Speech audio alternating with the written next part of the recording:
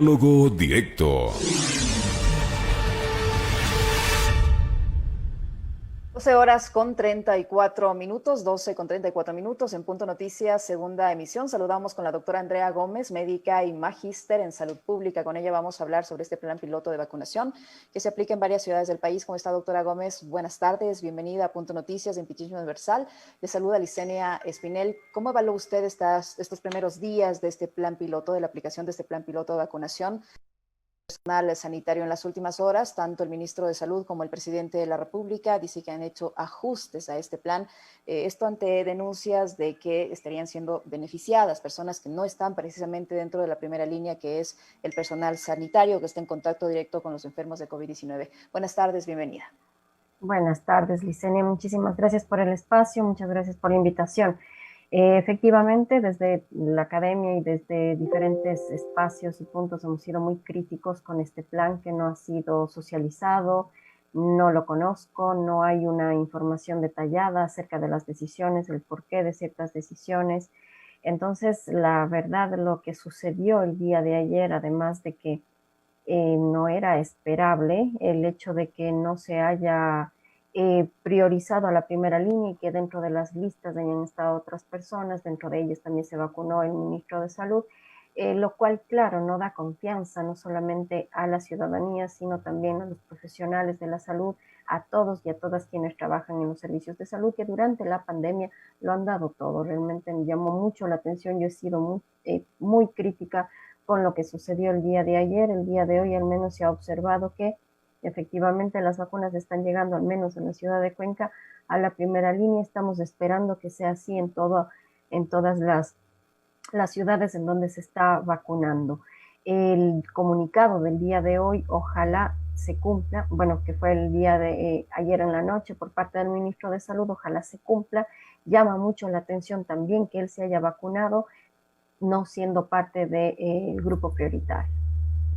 Pero no solo es ese caso, en redes sociales se conoció incluso de una médica dermatóloga que no está en contacto directo o en primera línea con los enfermos de COVID-19, sin embargo recibió ya una dosis de esta vacuna. Pero más allá de eso, la cantidad de dosis que han llegado a apenas 8.000 de las 86.000 que van a llegar hasta marzo, ¿alcanzan al menos para cubrir al personal sanitario en primera línea o cuántas se necesitan para cumplir con esta primera fase?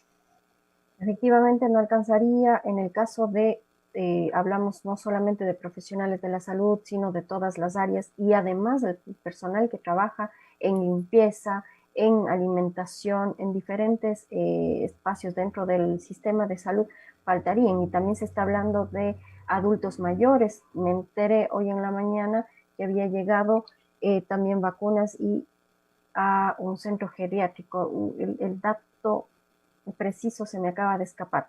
Justamente en una entrevista me lo comentaron.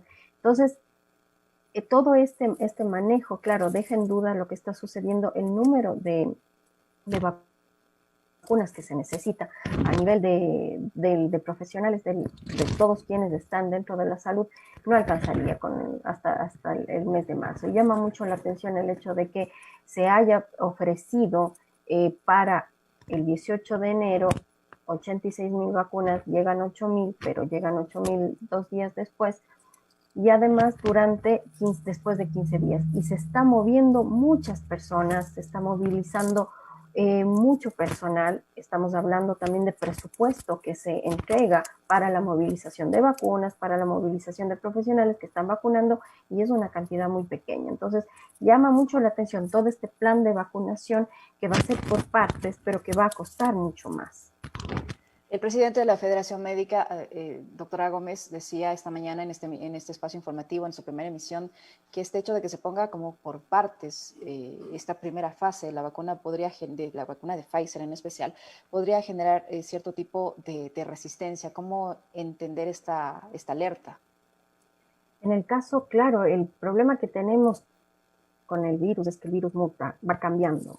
Entonces, si es que se detiene por una parte la vacunación, que espero que no sea así, que las 2 dosis lleguen a todas las personas que recibieron la primera dosis, pero se necesita acelerar la vacunación no solamente en Ecuador, sino en todo el mundo, porque el virus está cambiando, está mutando y nos estamos enfrentando a una nueva información justamente está ocurriendo nueva información en el caso de Inglaterra. Desconocemos qué es lo que pueda suceder con las vacunas, todavía están en investigación nuevas variantes. En el caso de la variante que se encontró en Reino Unido, se ha mostrado que la vacuna de Pfizer es efectiva, pero hay otros estudios de otras variantes que pueden aparecer, otras que ya están circulando, por lo que la vacunación es importante que se acelere y que mejore esa capacidad de vacunación en Ecuador y a nivel mundial. Doctora Gómez, en las últimas horas se conoció por declaraciones del propio ministro de Salud, Juan Carlos Ceballos, que el ARSA ya ha dado el visto bueno para la aplicación o la adquisición, no sé, de la vacuna de AstraZeneca, de Oxford. ¿Cuál es la diferencia entre esta vacuna de Oxford, AstraZeneca, con la de Pfizer en cuanto a su efectividad, a su administración y sobre todo a la forma como se la debe guardar? Porque entendemos que en el caso de Pfizer es mucho más difícil su almacenamiento por el tema de la temperatura. En esta de AstraZeneca, ¿qué debemos esperar? En el caso de la vacuna de AstraZeneca, bueno, además de ser más económica el costo por dosis, la movilización y la necesidad de refrigeración no es tan fuerte como la que se necesita para la de Pfizer, por lo cual, claro, mejoraría la probabilidad de que llegue incluso a lugares más lejanos. Ojalá se acelere también la compra de esta vacuna, ya se la está usando en países europeos, por lo que es probable que también llegue a nosotros. Ahora, el problema que no tenemos solamente Ecuador, sino todo el mundo, es la producción de las vacunas, y eso sí se demora. Esperemos que con la producción más acelerada y mejor, no solamente en Europa, sino en otros países del mundo, pueda llegar también a nuestro país, pero hay que mejorar la gestión, y eso falta en nuestro país. Y hablando precisamente de gestión, el grueso de la vacunación, me refiero ya a la vacunación masiva de la población, más allá de estos grupos que están en primera línea, léase personal sanitario, policías, militares, etcétera, le va a tocar posiblemente a la nueva gestión, a la nueva administración gubernamental. En ese sentido, ¿qué debería hacer el nuevo gobierno, o sea, quien sea que resulte electo, para hacer una aplicación efectiva que alcance a toda la población con la vacuna para el COVID-19? Ojalá apenas sepa que ganó el próximo gobierno, acelere todo la transición. O sea, que para el mes de mayo ya tengan decisiones, ya sepan lo que se va a hacer, cuáles son los decretos que se van a emitir, porque estamos en una crisis sanitaria. Si es que no hay un control de una crisis sanitaria, el problema económico, el problema social y político va a seguir en aumento. Entonces, mi recomendación para el próximo gobierno es, apenas gane, empaparse de toda la situación, acelerar la gestión de las vacunas, mejorar y ojalá fortalecer el sistema de salud, porque no solamente se trata de que lleguen las vacunas, se trata de quién coloque las vacunas, quién administre. Y no solamente nos vemos ante esta emergencia de las vacunas. En Ecuador estamos sin vacunas en este momento para menores de 5 años, lo cual también es un problema. No sé qué es lo que está sucediendo, he buscado mucha información en medios de comunicación y lo que he encontrado es que no han llegado estas vacunas. Hay muchas denuncias por parte de madres de familia que no han encontrado en algunas ciudades. Y claro, no estamos solamente ante una emergencia por COVID-19, sino que también ante una emergencia a nivel de salud en todas las áreas. Entonces, el próximo gobierno se va a ver realmente enfrentado a una crisis sanitaria que ya la estamos viviendo y que tiene que tomar decisiones tempranas. ¿Cuál es el riesgo, doctora Gómez, de que estén escaseando estas vacunas que forman parte del cuadro básico de vacunación, el que da el Ministerio de Salud a los niños? Porque sí se conoce a través de redes sociales que no se encuentran vacunas incluso para la influenza, ahora que se supone deberían estarse aplicando. Pero ¿cuál es el riesgo de esto sumado al tema de la crisis sanitaria generada por el COVID-19? En el caso de los niños, por el porcentaje de niños vacunados todavía tienen alguna protección, pero el problema es que si aumenta la movilidad, aumentan los contactos, es probable que surjan enfermedades que han estado con una prevalencia muy baja o no han aparecido, como por ejemplo el sarampión. Entonces, nos vemos enfrentados a que puedan reemerger enfermedades por una parte y por otra parte que haya un aumento de necesidad de servicios de salud, que en este momento estamos colapsados en términos de cuidados intensivos, hay un aumento de utilización de camas hospitalarias, se están abriendo alas, entonces lo cual generaría una gran presión en el sistema de salud. Por eso a todas las a toda la población un llamado a cuidarnos. Ojalá lleguen pronto las vacunas, a tener al día el carnet de vacunación con los niños para evitar cualquier enfermedad. Entonces, ese es el llamado a las autoridades que por favor se pongan al día y, no sé, busquen la forma de poder enfrentar esta crisis. ¿Usted cree que esta falta de vacunas para el cuadro básico que le digo tenga que ver con estas deudas que al parecer existen con organizaciones como la Organización Mundial de la Salud? La verdad desconozco, falta mucha información y transparencia al respecto. Es probable que se deba a eso. La verdad no podría decir porque desconozco, pero ojalá se logre arreglar este problema. Doctora Gómez, para que esté la población, digamos, mayormente segura y se pueda pensar en que se va a controlar la pandemia del COVID-19, ¿qué cantidad de la población debe ser vacunada y con cuál de todas las vacunas que existen en el mercado?